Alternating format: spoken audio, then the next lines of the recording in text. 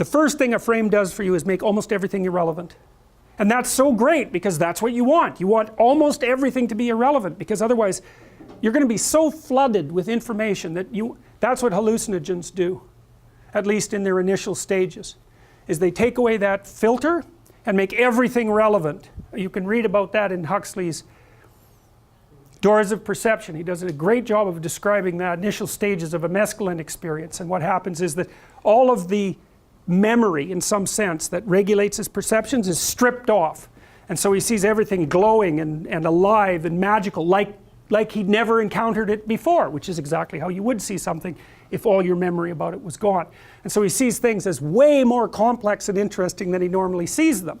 Well, that's fine, but you know, if you're like that all the time, then you know, you end up in a ditch starving to death or something. Like it's not commensurate with normal life. That's what it looks like. And so your perceptions are just shrunk and restricted to the bare minimum necessary to keep you moving in the direction that you're moving. All right, so the first thing you want to do is you want to make things irrelevant. Now, if you're with someone in a relationship, partly what you want them to do is to help you continue making most of their possibility irrelevant. It's polite, because one of the things, so you say, well, we have a friendship, let's say we have a friendship, okay? So that means you've agreed to act in a friendly manner towards me and to support me. There's all sorts of other ways you could act, like a myriad of them, and I'm going to do the same for you. So we're simpler to each other than we would normally be. And then you go and do something that betrays me. It's like bang, that whole simplification is gone, and all those parts of you that were supposed to be irrelevant because we were playing the same game, they're dead relevant, and I don't know who the hell you are. And so that's really rough, and people do not like that. It's this emergent mismatch between their desires and the way the world is manifesting itself. So one of the issues of complexity is that when you hit an obstacle, everything that you have agreed with other people to make irrelevant is irrelevant. And that's generally a disconcerting experience. Now you can, you know, you might want to toy a little bit with that in a relationship, you know, so maybe you encourage your partner to dress differently, or you go do different things or something because you don't want to be stuck in exactly the same old rut.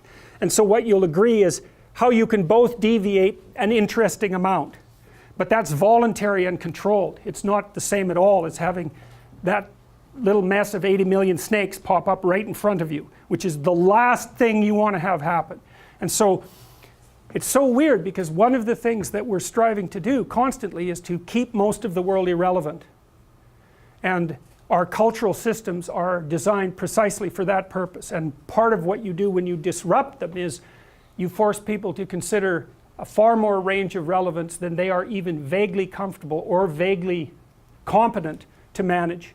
And it just burns them to a crisp. Because what your body does is, if all of a sudden everything around you is irrelevant, like I could say, you're stripped naked, I take you in a helicopter, drop you right into the middle of a jungle at midnight. It's like, you're not bored. Standing there, frozen, paralyzed, everything is interesting. Well, too bad for you, because too interesting is very little different from terrifying.